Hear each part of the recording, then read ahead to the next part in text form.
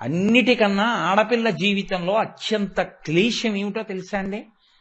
భర్త యొక్క కితాబు పుచ్చుకోలేకపోవడం. భర్త దానికి ఏమీ రాదండి, దానికి ఏమీ రాదండి, దాని మోహం అంటూనే ఉన్నాడు అనుకోండి, ఆమెను ఎంతమంది పొగిడినా ఆమె జీవితానికి తృప్తి ఉండదు. అదే ఎంత చేతకానిదైనా భర్త హృదయంలో స్థానం పొందిందనుకోండి, ఆమె పూజనీయ అవుతుంది లోకమంతటి చేత. అమ్మో, ఆయనకి పరమ అనురాగం ఆవిడంటే, ఆవిడ జోలికి వెళ్ళడమే అంటుంది. అందుకే మనకు ఒక సామెత చెప్తుంటారు పెద్దలు, ఏదో మొగుడి చెయ్యని ముద్దు అత్తవారు పెట్టనటువంటి గొప్ప లోకంలో రావు అంటే. భర్త దగ్గర ఆ స్థానాన్ని పొందాలి. ఒక్కసారి శంకరుడు అన్నాడు నోరుజారి, ఆయన తెల్లగా ఉంటాడు, ఆవిడ నారాయణి, నారాయణుడి చెల్లెలు కదండి, మరి అన్నయ్య గారి పోలిక, నల్లగా ఆవిడ ఉంటుంది, ఆవిడ నల్లగా ఉంటుంది, ఈయన తెల్లగా ఉంటాడు. ఆయన ఒకసారి పాపం అసలు మా స్వామికి పరిహాసాలు ఆడడం రాదు, ఆయన ఎందుకు అన్నాడో కర్మకాలం రోజుని ఇలా చూసి కాళీ అన్నాడు. కాళీ అంటే నల్లనిదానా అన్నాడు. ఆవిడ ఇలా చూసింది, ఎప్పుడు అలా అనలేదు, ఎంతో ప్రేమగా పిలిచేవారు ఉమా, శైలజ, అలా అనేవారు కాళీ అని ఓ వెటకారం నవ్వు నవ్వారు. కాస్త నోరు ఈ చివరి నుంచి పక్కకెళ్ళింది. అంటే తెల్లని వాణ్ణి నేను, నల్లని దానివి నువ్వు అన్నారని ఆపాటి పరిహాసాన్ని తట్టుకోలేక ఆమె యోగాగ్నిలో పడి తెలుపు పసుపు ఎరుపు రంగులతో కూడినటువంటి ప్రకాశిస్తున్న తత్వంతో ఎడమతొడ మీద కూర్చుని, నీ తెల్లటి పాలిపోయిన తెలుపు గొప్ప, నా రంగు గొప్ప అంది. గౌరవర్ణంతో వచ్చి కూర్చుంది. గౌరీని ముక్కు మీద వేలేసుకున్నాడు. కాళీ అన్నందుకు ఇంత ఉద్ధత అంటే, మీ మనసులో ఆపాటి నా మీద తగిన దానను కానన్న మాట కూడా నేను అంగీకరించలేదు. అందుకే శంకరాచార్యులు వారు స్తోత్రం చేస్తే, పార్వతీదేవిని పొంది పరమశివుడు గొప్పవాడా, పరమశివుణ్ణి పొంది పార్వతీదేవి గొప్పదా? ఆయన తీర్పు చెప్పలేదు. ఆయన అన్నారు, కళాభ్యాం చూడాలంకృత చచి కళాభ్యాం నిజతప ఫలాభ్యాం. అమ్మా, నీ తపస్సుకు ఫలం ఆయన, ఆయన తపస్సుకు ఫలం నువ్వు, ఇద్దరు ఒకరికొకరు చేసి సరిపోయారమ్మా అన్నారు. లేనిపోను గొడవ నాకెందుకే? ఆవిడ జోలికెడితే ఆయనకు కోపం, ఆయన జోలికెడితే ఆవిడకు కోపం. పరాశర భట్టర్లని వైష్ణవ సంప్రదాయంలో ఆయన శ్రీగుణరత్న కోశం చేశారు. ఆయన దెప్పి పొడిచారు శ్రీ మహావిష్ణువుని. శ్రీయశ్రీహి అంటూ, నువ్వు కంచుక శతం, ఎప్పుడు రాక్షసులు వస్తారో అని 100 కవచములు కట్టు కూర్చుంటట్ట ఆయన శ్రీ మహావిష్ణువు. ఎప్పుడైనా దేవతలకు కాని భక్తులకు కాని ఆపదొస్తే వెళ్ళి యుద్ధం చేయాలి, మరి స్థితికారుడు కట్టు కూర్చుంటట్ట. ఇన్ని కవచములు కట్టు కూర్చుంటే శత్రువులు వచ్చి బాణములు వేస్తే ఆయన యొక్క కవచములు పిట్లిపోయిన సందర్భాలు చాలా తక్కువ. ఆయన 100 కవచములు పిట్లిపోయి కింద పడిపోయాడు. ఎప్పుడోటో తెలుసా అండి, ఆయన దగ్గరికి వెళ్ళి లక్ష్మీదేవిని స్తోత్రం చేసేట ఒక ఆయన. ఈయన పొంగిపోయేట్టిలాగా, పొంగిపోతే ఈయన 100 కవచములు పిట్లిపోయి కింద పడిపోయాట. చూసుకోలేట 100 కవచములు కింద పడిపోయాయని, అంత పొంగొచ్చింది. ఈశ్వర స్ఫుటతు భుజయోహ కంచుక శతం అన్నారు పరాశర భట్టర్లు. నీ 100 కవచములు పిట్లిపోయాయి, నిన్ను స్తోత్రం చేస్తే కాదు, మా అమ్మని స్తోత్రం చేస్తే. శంకరాచార్యులు వారు పరమశివ తత్వాన్ని ఆవిష్కరిస్తూ ఒక స్తోత్రం చేశారు. బ్రహ్మమస్తకావలి నిబద్ధతే నమశివాయ అన్నారు. పరమశివుడు మెళ్ళో పుర్రెల మాల ఒకటి వేసుకుంటాడు. పునుకల పేరు కంఠమున భూరి భుజంగము భూషణంబుగా అనయము భస్మధారణము ఎద్రిడి వాసము మీరు విల్లుగా అనువుగ దంతి చర్మమును హస్తములందు కపాల శూలముల్ పడివడిదల్తు శంకర కృపావరు రూపమును ఆశ్రయించదన్. ఆయన మెళ్ళో పుర్రెలమాల వేసుకుంటాడు. ఏమైనా కర్మ, ఎందుకు ఆ పుర్రెలమాల వేసుకోవడం అంటే, చేతకాక పుర్రెలమాల వేసుకున్నవాడు కాదు, సృష్టి చేయబోయే ప్రాణుల్ని అని ఆయన మొదట బ్రహ్మగారిని సృష్టించాడు. ఆయన బ్రహ్మగారిని సృష్టించి ఓ పదవిలో కూర్చోబెట్టి సృష్టి చేయించాడు. చేయించిన తర్వాత కాలంలో బ్రహ్మగారు కూడా పడిపోయారు. యుగాంతంలో పడిపోతే, అయ్యో పాపం, నేను మొట్టమొదట పుట్టించి అందరినీ సృష్టి చెయ్యమన్న ప్రాణి యొక్క తలకాయ కూడా నేల మీద పడిపోతే బొత్తిగా మిగిలిన పుర్రెలతో కలిసిపోతే ఏం బాగుంటుంది? బాగుండదు. కాబట్టి ఆయన తీసి ఆ పుర్రె ఓ తడప గుచ్చుకుని మెళ్ళో వేసుకున్నాడు. ఓ గౌరవం ఇద్దాం. ఇప్పుడు గౌరవనీయమైన స్థానంగా ఆ బ్రహ్మగారి పుర్రె ఆయన మెళ్ళో వేసుకున్నాడు. ఇప్పుడు ఏమైంది? అది బ్రహ్మమస్తకావలి నిబద్ధతే నమశివాయ, పెద్ద మాలైపోవచ్చు. అంటే ఇప్పుడు ఎంతమంది బ్రహ్మలు వెళ్ళిపోయారు లెక్కలేదు, అంతమంది బ్రహ్మలు వెళ్ళిపోయారు. అన్ని పుర్రెలు ఆయన మెళ్ళో ఉన్నాయి. మరి ఈయన ఇంతమంది బ్రహ్మలు వెళ్ళిపోతున్నా ఆయన సాక్షిగా ఉన్నాడు. మేకలు వేయింజన్నను భాసురముగనొక్క కోతి పర్ణం బెక్కున్న ఆ కోతులు వేయింజన్నను కోకోయని కొంకి నక్క కోయని కూషన్ అంటారు జానపదలు. అంటే ఆయన శాశ్వతుడిగా ఉండిపోతాడు. అది శాశ్వత, ఆయన కదలిక లేనివాడు. ఆయన కాలమునకు లొంగనివాడు, ఎంత కాలస్రవంతి యందు వెళ్ళిపోనివాడు, ఎప్పుడూ ఉండేవాడు, నిత్యుడు. నిత్య శుద్ధ బుద్ధ పరిపూర్ణ సచ్చిదానందాద్వైత పరమ ప్రకాశాయ పరమశాంత ప్రకాశాయ తేజోరూపాయ తేజోధిపతయే ఉంటుంది కవచం. కాబట్టి అటువంటి స్వరూపమున్నవాడు 6 వికారములు లేనివాడు. ఇప్పుడు ఆయనకి వికారాలు లేకపోతే మన వికారం సంగతి ఏమిటి అంటే, ఎవరు ఆయన పాదములు పట్టుకుంటారో వాళ్ళకి వికారములు లేకుండా చేయగలిగిన వాడు, అంటే ఆయనగా మార్చగలిగిన వాడు, ఆయనలో కలిపేసుకుంటాడు. అందుకే ఆయనలో కలిపేసుకోవాలంటే ఏ రెండు పోవాలి? పుట్టుకుండకూడదు, చావు ఉండకూడదు, అంతే కదా సత్యం. ఇక జగత్తుగా ఉండకూడదంటే పుట్టకూడదు, చావకూడదు. పుట్టకుండా చావకుండా ఉండాలంటే పుట్టేట్టు చేసేవాడు మన్మధుడు, చచ్చేట్టు చేసేవాడు యమధర్మరాజు. యమధర్మరాజుని గుండెల మీద దాన్ని చంపినవాడు, మన్మధుడిని కాల్చినవాడు పరమశివుడు. కాబట్టి నీకు ఇదే ఆఖరిసారి శరీరం వదలడం, ఇక నువ్వు మళ్లీ పుట్టవలసిన అవసరం లేదు. ఎందుకనంటే ఆయనలో కలిసిపోతావు. ఆయన పాదములు పట్టుకున్నవాడు ఆయన యందే కలిసిపోతాడు. శివభుజంగ స్తోత్రంలో శంకర భగవత్పాదులు ఇదే హామీ ఇస్తారు. ఎవరు ఈ స్తోత్రం చదివి పట్టుకుంటున్నారో వారు ఈశ్వరుడు యందే కలిసిపోతున్నారు అంటారు. కాబట్టి ఇక మళ్లీ పుట్టడం, ఈ అల్లరి, ఈ గొడవ ఇవేం ఉండవు, ఇక షడ్వికారములు ఉండవు. ఉండని స్థితిని కల్పించగలిగిన వాడెవరో ఆయనకి శివ అని పేరు. కాదు కాదు, శివ అన్న మాటకు అర్థం ఏమిటో తెలుసా అండి? అమరకోశమి వ్యాఖ్యానం చేస్తూ అంది, శ్రేయస్సు, శివం, భద్రం, కళ్యాణం, మంగళం, క్షేమం, శుభం, కుశలం కల్పించగలిగినటువంటి వాడు ఎవరో ఆయనకి శివ అని పేరు. మీరు బాగా జ్ఞాపకం పెట్టుకోవాలి ఈ మాటలో. ఎవరు శివుడు అంటే శ్రేయం, మీకు శ్రేయస్సునిచ్చినటువంటి వాడెవరో ఆయన శివుడు. శ్రేయస్సు ఎక్కడి నుంచి వస్తుంది? శివానుగ్రహంగానే వస్తుంది. శ్రేయస్సు అన్న మాటకు అర్థం ఏంటో తెలుసా అండి? ఇవన్నీ పర్యాయ పదాలుగా వాడతాం మనం, కానీ ఏ పదానికి ఆ పదానికి అర్థం మారిపోతుంది.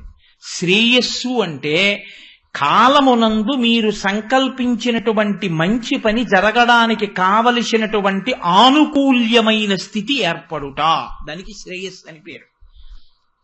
అంటే నేను మీకు ఉదాహరణ చెప్పాలి అంటే, నా కూతురికి పెళ్లి చేద్దాం అనుకుంటున్నాను, కన్యాదానం చెయ్యాలి. శుభలేఖలు వేసేసుకున్నాను, వంట వాళ్ళని పెట్టేసుకున్నాను, అన్నీ పెట్టేసుకున్నాను, వంట చేయించేసుకున్నాను, పందిర్లన్నీ వేయించుకున్నాను. ఇంకా రాత్రి 11 గంటలకి కన్యాదానం చేస్తాను. రాత్రి 7 గంటలకి ఎక్కడి నుంచి వచ్చిందో తెలియదు ఆ పెనుగాలి. ఒక బ్రహ్మాండమైన పెనుగాలి వేసిన పందిళ్ల దగ్గర నుంచి, పెట్టుకున్న సంబారముల దగ్గర నుంచి అసలు మనుషులే ఎగిరిపోతారా అన్నంత భయంకరమైన గాలి వేసి అన్నీ ఎగిరిపోయాయి. కట్టుబట్టలతో సుముహూర్తానికి గబగబా చెయ్యాలి కాబట్టి కటిక చీకట్లో కరెంటు కూడా లేని స్థితిలో దీపం ఇలా పెట్టడానికి కూడా లేదంత గాలి. అప్పుడు ఎలాగో అలా ఓ దీపాన్ని తీసుకొచ్చి నా కూతురు మెళ్ళలో 3 ముళ్ళు వేయించాను అనుకోండి.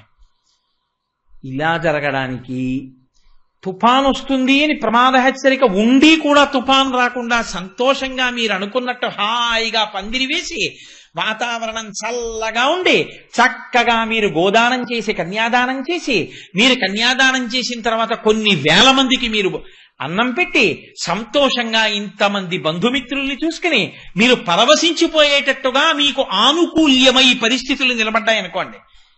ఇప్పుడు పెళ్లి చేసిన దానికి అప్పుడు పెళ్లి చేసిన దానికి తేడా ఉందా లేదా?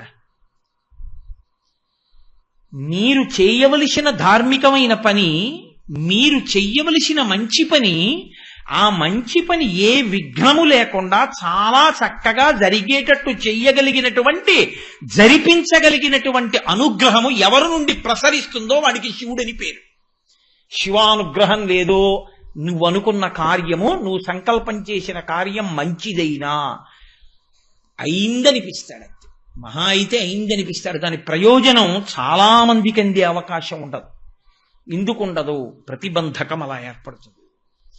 శ్రేయస్సు, భద్రం.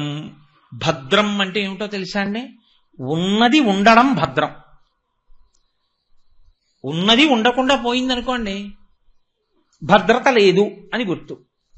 నేను ఈ వాచి తీసుకెళ్ళి పక్కన అరుగు మీద పెట్టి మా ఇంట్లో తలుపు జారగిలా వేసి ఒకసారి స్నానం చేసొద్దామని లోపలికి వెళ్ళి బయటకు వచ్చాను అనుకోండి, వాచి లేదు. అరే వాచి ఇక్కడ పెట్టాను, ఎవరన్నా వచ్చారా, ఎవరు రాలేదే, మరి ఏమైంది వాచి? నమచ్చోరాయచ, నీకు చెప్పొస్తాడేంటి దొంగ, వాడు తలుపు తీశాడు, పక్కనే వాచి ఉంది, పట్టుకుపోయాడు. కాబట్టి ఇప్పుడు నువ్వు పరిగెత్తుకుంటూ వీధిలోకి వెళ్ళి ఏడు దొంగ ఏడు దొంగ అంటే నీకు కనపడతాడా నేనే దొంగ అని? నిజంగా వాచి తీసిన వాడు అక్కడే ఉన్నా నీకు తెలియదు దొంగ అని, ఎవరిని అడుగుతావు? ఉన్నది ఉండుట భద్రం. ఇది ఎక్కడి నుంచి వస్తుందో తెలుసా అండి? శివానుగ్రహంగా వస్తుంది. మూడవది శివం. ఇది చాలా చాలా ప్రధానం అండి. అందుకే శివ శివ శివ శివ శివ శివ అంటూనే ఉంటారు పెద్దలు. శివ శివ అనరాదా అని. కాళహస్తీశ్వర శతకంలో ధూర్జటైతే ఒడుగు ముందుకేసి అన్నాడు, పవి పుష్పంబగు అగ్ని మంచగు నాకూపారం భూమిస్థలంబగు శత్రుండతిమిత్రుడవు విషము దివ్యాహారమౌలెన్నగా అవనీ మండలిలో పలం శివ శివేచ్ఛాభాషణోల్లాసకిన్ శివాని నామము సర్వవస్యకరమౌ శ్రీకాళహస్తీశ్వర అన్నాడు. శివం అన్న మాటకు అర్థం ఏమిటో తెలుసా అండి? ఎప్పుడు మూడు నడుస్తూ ఉంటాయి, ఈ మూడిటి మీద మీకు అధికారం ఉండదు. ఇది చిత్రం. కాలో హి బలవాన్ కర్తా సతతం సుఖ దుఃఖయో నరాణాం పరతంత్రాణాం పుణ్యపాపానుయోగతః అంటాడు వ్యాసుడు దేవి భాగవతంలో. కాల కలయతామహం అంటాడు గీతాచార్యుడు. ఈశ్వరుడు ఒకడుంటాడు, ప్రారబ్ధము, మీరు చేసుకున్నటువంటి పాపం ఒకటి ఉంటుంది, అది అనుభవంలోకి వస్తోంది, మీకు తెలియదు వచ్చేస్తోందని. అనుభవంలోకి మీరు చేసుకున్న పాపం వస్తోంది, మీకు తెలియదు. అది ఎప్పుడు వస్తుంది? కాలమునందు వస్తుంది. ఇచ్చేవాడెవరు? ఈశ్వరుడు. అనుకున్న అసంకల్పితమైవేహ యదకస్మాత్ ప్రవర్తతే నివర్త్యారంభమారబ్ధం అనుదైవస్య కర్మతత్ అంటాడు రాముడు అయోధ్యకాండలో. నువ్వు నేను ఎవరయా లక్ష్మణ? గురోరప్యబలిప్తస్యా కార్యాకార్యమజానతః ఉత్పదం ప్రతిపన్నస్యా కార్యం భవతి శాసనం. లక్ష్మణుడు అన్నాడు, దశరథుడెవడు రాజ్యం ఇవ్వకపోవడానికి, చంపేస్తానన్నాడు. రాముడు అన్నాడు, నిన్న రాజ్యం ఇస్తే నాన్నగారేనా? నాన్నగారే రాజ్యం ఇస్తానంటే నాన్నగారికి జై అన్నాం, ఇవాళ అడవికి వెళ్ళమన్నవారు నాన్నగారే. మరి నిన్న రాజ్యం ఇస్తానన్న నాన్నగారు ఇవాళ అడవికి ఎందుకు వెళ్ళమన్నారు? నాన్నగారి మనసులో ఏమైనా మార్పు వచ్చిందా? రాలేదు. మరి ఇప్పుడు ఎందుకు బద్ధుడయ్యాడు? ఎందుకు పంపిస్తున్నాడు? లక్ష్మణ, నాన్నగారిని సత్యమునందు నిలబెట్టి ఆయన ఇచ్చినటువంటి వరాన్ని గుర్తు తెచ్చుకుని కైకమ్మ రూపంలో అడిగి అరణ్యానికి పంపిస్తున్నటువంటి దైవము కళ్ళ ఎదుట కనపడడు. నాన్నగారు కనపడతారు నిమిత్తంగా. ఎవరితో గొడవ పడతావు? అదో కొత్త పాపం. నాన్నగారిని దెబ్బలాడడం, నాన్నగారి మీద యుద్ధం చేయడం. అనుదైవస్య కర్మతత్. దైవము విధించిన శాసనమునకు ఒడంబడితే చేసుకున్న పాపం అన్నా పోతుంది. పెట్టి సద్దు మనం బయలుదేరదాం. అది ధార్మికుడు మాట్లాడే మాట. ధర్మం తప్పేవాడు ఈశ్వరుడి మీద తిరగబడతాడు. తిరగబడితే ఏం చేస్తాడంటే కొత్త పాపాన్ని మూటకట్టుకుంటాడు. ఏమిటో ఇన్ని పూజలు చేశానండి, ఇప్పుడు చేశావు, నువ్వు చేసిన పాపం ఎక్కడికి పోతుంది? కాబట్టి అది అనుభవంలోకి వచ్చింది. ఈ అనుభవంలోకి వచ్చేటట్టు చెయ్యగలిగిన వాడు ఈశ్వరుడు. ఈశ్వరుడు ఒకవేళ పాపమునకు ఫలితము ఇచ్చినా, పోన్లేవయా పాపం పోయింది అని ఆయన కాళ్లే పట్టుకుంటానన్నవాడు దృఢభక్తి కలిగిన వాడు. లోకుల్నంగని మెచ్చని ఎలుగని లోలోన నిందించని చీకాకున్బడని మహాత్ముడనని జేలొగ్గని మూకీభావమునం తిట్టని త్రోయిని నీ కారుణ్యము కలిగి ఉండినను అంతే చాలును శంకర. నాకు ఏదైనా జరగని, నాకేం నిమిత్తం లేదు. ఇవాళ చాలా బాగుందన్నవాడు రేపు వీడికేం వచ్చనొచ్చు. రెండూ సత్కారాలుగానే గ్రహించగలిగిన స్థితి నాకి. రెండిటి యందు నీ పాదములు విడిచిపెట్టకుండా నేను ఉండగలిగితే నాకు చాలా ఈశ్వర, నాకింకేం అక్కర్లేదు. తుల్యనిందా స్తుతిర్మౌని సంతుష్టో ఏనకేనచిత్ అనికేత స్థిరమతి భక్తిమాన్మే ప్రియో నరహ అంటాడు భగవద్గీతలో కృష్ణ భగవానుడు. పేర్లు మారతాయండి, కృష్ణుడు శివుడు అని, అన్ని ఒకటే. ఏ పదార్థం చెప్పినా అలాగే చెప్తుంది, అంతకు తప్ప ఓ పదార్థం ఓలా చెప్తే ఓ పదార్థం ఓలా చెప్పరు. అందుకే వాళ్ళిద్దరి మధ్య ఇప్పుడు గొడవలు గోదారి ఏమి ఉండవు, ఒకళ్ళకొకళ్ళు సమర్థించుకుంటారు తప్ప. కాబట్టి ఎవరు శివుడు అంటే, ఎవరి కాళ్ళు మీరు గట్టిగా పట్టుకున్న కారణం చేత మీకు దురితమును అనుభవంలోకి తీసుకొచ్చి ఇచ్చేటప్పుడు, అరే రే వీడు నా కాళ్ళు ఇంత గట్టిగా పట్టుకుని ఉన్నాడు, ఇప్పుడు బుద్ధి వచ్చింది, వీడు ఎంతో భక్తితో నన్ను పట్టుకుని ఉన్నాడు, బుద్ధిగా వీడికి ఇంత పెద్ద దెబ్బ కొట్టేయడమా? వీడిని కొడితే వీడు ఏం చేస్తాడో తెలుసా? మళ్ళీ నన్నే పట్టుకుని ఏడుస్తాడు. అప్పుడు వాడు నన్ను పట్టుకుని ఏడిస్తే నేనేం చెప్పను? భాగవతంలో శ్రీ మహావిష్ణువు బలిచక్రవర్తిని అనుగ్రహించేటప్పుడు దర్శనమిచ్చి ఓ మాట అంటారు. నేను ఎందుకు రక్షించానో తెలుసా బలిచక్రవర్తిని అని అడిగారు. వీడు నా కొరకు రక్షింపవలయువాడు అన్నారు. చాలా చిత్రమైన మాట. వీడి కోసం రక్షించట్లేదు, నా కోసం రక్షిస్తున్నాను. ఎందుకో తెలుసా? ఎరా 3 అడుగులు ఇస్తా అన్నావు, 2 అడుగులు కొలిచేశాను, 3వ అడుగు ఎక్కడ పెట్టనన్నాడు. సునృతంబుగా నిడువదు నా జిహ్వ బొంకజాల నాకు బొంకు లేదు, నీ తృతీయ పదము నిజము నాశిరమున నెలవి చేసి పెట్టు నిర్మలాత్మ అని తలంచి నా తల మీద పెట్టేయి అన్నాడు. వీడింత భక్తితో ఉండి నా తల మీద కాలెట్టేయి అంటే, వీణ్ణి నేను ఏమైనా చేసేస్తే ఇంకా రేపు పొద్దున్న నేను ఉన్నానని ఎందుకు నమ్ముతుందిరా లోకం? అందుకని ఇప్పుడు నేను ఉన్నానని నమ్మాలంటే వీడిని నా కోసం రక్షించాలి, వాడి కోసం కాదు. వీడు నా కొరకు రక్షింపవలయువాడు అంటాడు. కాబట్టి ఈశ్వరుణ్ణి భక్తులు బంధిస్తారు, ఆయన ఏమీ చెయ్యలేని స్థితికి తీసుకొస్తారు. ఇప్పుడు ఈశ్వరుడు అంటాట, వీడు ఒకప్పుడు తప్పు చేశాడు, ఇప్పుడు ఇంత భక్తి తత్పరుడయ్యాడు, నా పాదములు పట్టుకున్నాడు, నేను ఎలా వేయని శిక్ష అంత శిక్ష వెయ్యను. ఏం చేస్తానో తెలుసా? వెయ్యకపోతే పాపం పోదు. కాబట్టి ఏం చేయాలి? వాడికి 35 మార్కులు రాకపోయినా 10 మార్కులు మోడరేషన్ ఇచ్చామని చెప్పి 25 మార్కులకి పాస్ చేసి సర్టిఫికెట్ ఇచ్చేయడమే. కాబట్టి ఏం చేయాలి? ఒక్క పని చేసేస్తాను, వాణ్ణి ఇవాళ పాము కరిచేయాలి, ఓ గండు చీమతో కరిపించేస్తాను. విషం ఎక్కిందా లేదా, దురద పెట్టిందా లేదా, అబ్బా అన్నాడా లేదా, ఇలా ఇలా ఇలా ఇలా తుడుచుకున్నాడా లేదా, ఏమిటంటే అలా తుడుచుకుంటున్నారంటే ఇంత కండచీమ కుట్టేసిందో చూడు ఎంత దుద్దురు ఎక్కిందో అంటాడు. వాడికి తెలుసా ఈశ్వరుడు పాము కుట్టకుండా చేశాడని? వాడు ఆ బాధపడుతూ కూడా శివ శివ శివ శివ శివ శివ అంటూనే ఉంటాడు. ఇది నమఃశివాభ్యాం అశుభాపహాభ్యాం. శంకరాచార్యులు వారు ఉమామహేశ్వర స్తవం చేశారు. అందులో నమఃశివాభ్యాం సరసోత్సవాభ్యాం సమస్కృతాభీష్టవరప్రదాభ్యాం నారాయణీనార్చిత పాదుకాభ్యాం నమో నమః శంకర పార్వతీభ్యాం అంటూ నమఃశివాభ్యాం అశుభాపహాభ్యాం అంటారు.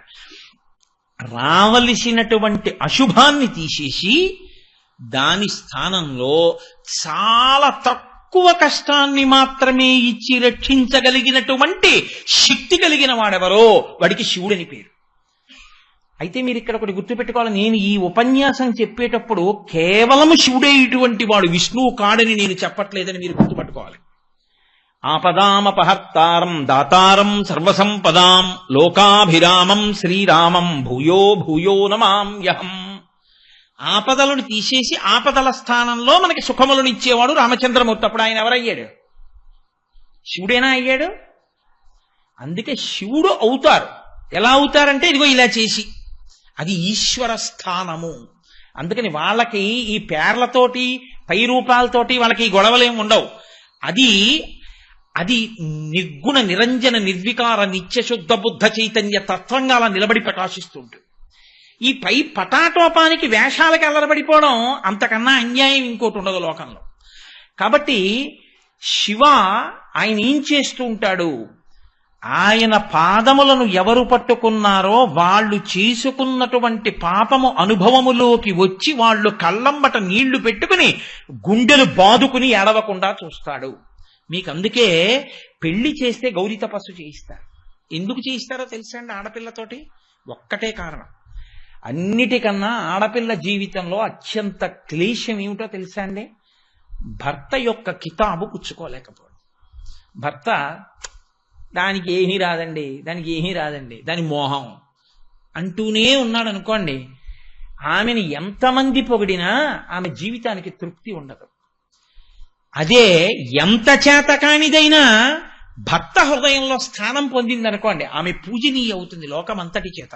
అమ్మో ఆయనకి పరమ అనురాగం ఆవిడంటే, ఆవిడ జోలికి వెళ్ళడమే అంటుంది. అందుకే మనకు ఒక సామెత చెప్తుంటారు పెద్దలు, ఏదో మొగుడి చెయ్యని ముద్దు అత్తవారు పెట్టనటువంటి గొప్ప లోకంలో రావు అంటే. భర్త దగ్గర ఆ స్థానాన్ని పొందాలి. ఒక్కసారి శంకరుడు అన్నాడు నోరుజారి, ఆయన తెల్లగా ఉంటాడు, ఆవిడ నారాయణి, నారాయణుడి చెల్లెలు కదండి, మరి అన్నయ్య గారి పోలిక, నల్లగా ఆవిడ ఉంటుంది, ఆవిడ నల్లగా ఉంటుంది, ఈయన తెల్లగా ఉంటాడు. ఆయన ఒకసారి పాపం అసలు మా స్వామికి పరిహాసాలు ఆడడం రాదు, ఆయన ఎందుకు అన్నాడు కర్మకాల రోజుని ఇలా చూసి కాళీ అన్నాడు. కాళీ అంటే నల్లనిదానా అన్నాడు. ఆవిడ ఇలా చూసింది, ఎప్పుడు అలా అనలేదు, ఎంతో ప్రేమగా పిలిచేవారు ఉమా శైలజ, అలా అనేవారు కాళీ అని ఓ వెటకారం నవ్వు నవ్వారు. కాస్త నోరు ఈ చివరి నుంచి పక్కకెళ్ళింది.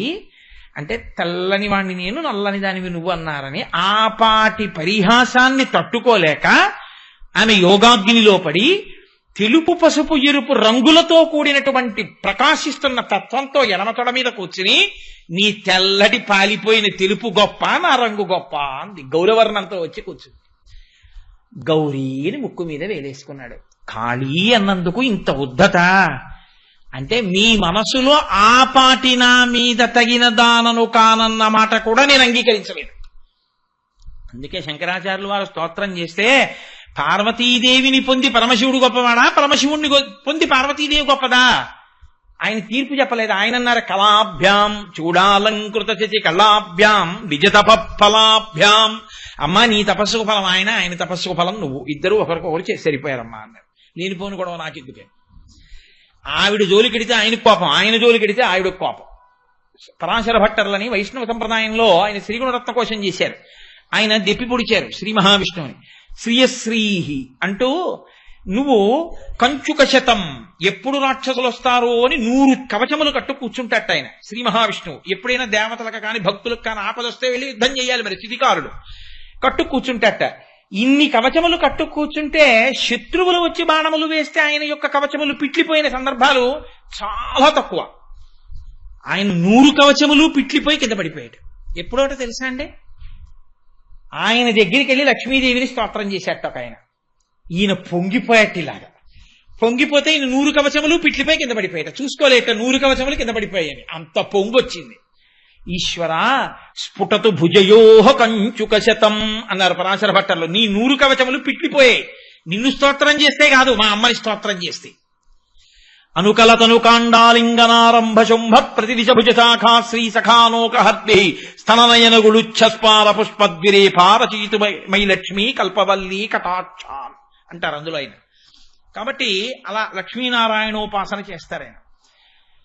కనుక మీకు వస్తున్నటువంటి అశుభాన్ని, మీరు చేసుకున్నటువంటి పాపము దురితముగా మీకు బ్రహ్మాండమైనటువంటి కష్టాన్ని ఇచ్చేసే సందర్భంలో మీరు ఇప్పుడు శివశివ శివశివ శివశివ అంటూ ఆయన పాదములు పట్టుకున్న కారణాన్ని దృష్టిలో పెట్టుకుని మిమ్మల్ని ఏడవకుండా చేసి చెప్పను కూడా చెప్పకుండా నువ్వు నాకు పటికి బెల్లం మొక్కన్నా పెట్టు, నీకు ఎంత ఉపకారం చేశానని ఆయన ఏం అడగడం.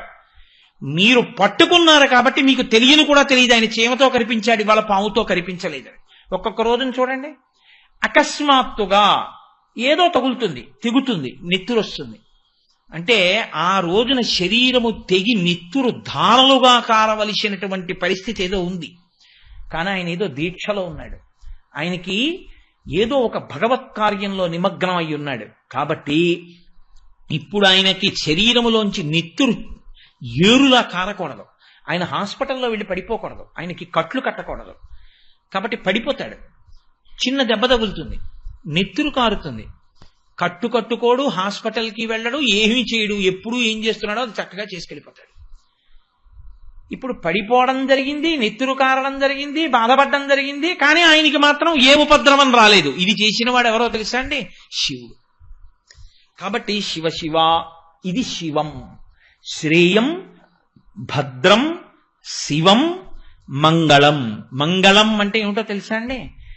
సుఖము అని మీకు దేని వలన అనిపిస్తుందో, అంటే వేదం అంగీకరించిన సుఖాలు స్మండే, వేదం అంగీకరించిన సుఖాల గురించి నేను మాట్లాడినా.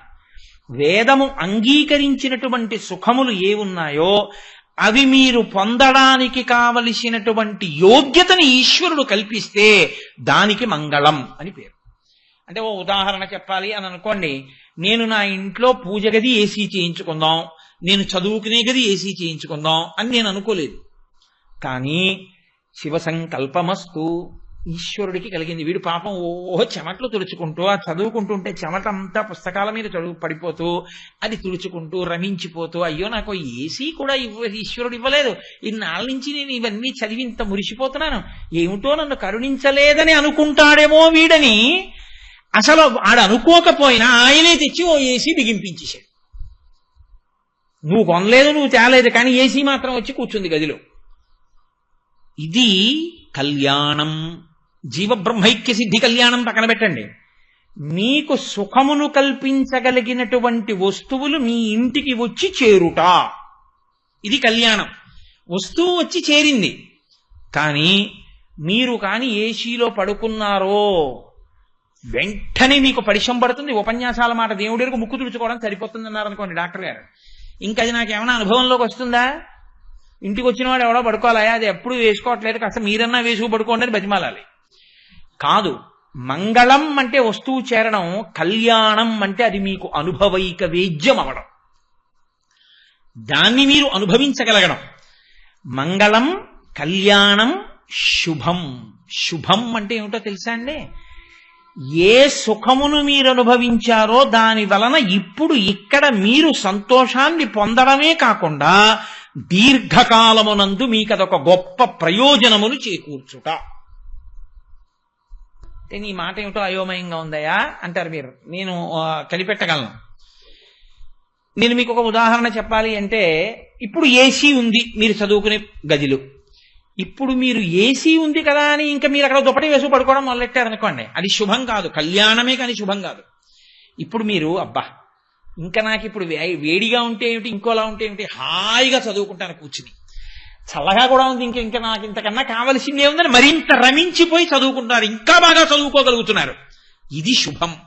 దీర్ఘకాలమునందు మీరు ఈశ్వరుణ్ణి చేరుకోవడానికి ఇంకొంచెం గట్టి పునాది పడుతోందా పట్టలేదా? ఇప్పుడు ఆ సుఖమును పొందడం వల్ల దీర్ఘకాలమునందు అత్యంత ప్రయోజనమును పొందుట.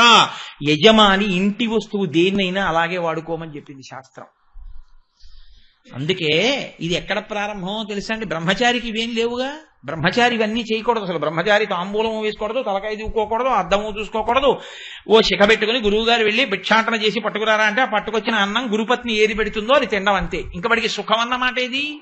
వానప్రస్థు ఉన్న సుఖాలు వదిలిపెట్టి వెళ్ళిపోయిన వాడు, రాజ్యానికి ప్రభు అయినటువంటి వాడే స్వచ్ఛందంగా యవరాజ్య పట్టాభిషేకం చేసి అడవిలు గడిపాడు కాబట్టి ఆయనకి సుఖం లేదు. సన్యాసి చెప్పనే అక్కర్లేదు. కాబట్టి ఇంక సుఖం అన్న మాట ఎవరికి? గృహస్థుకే.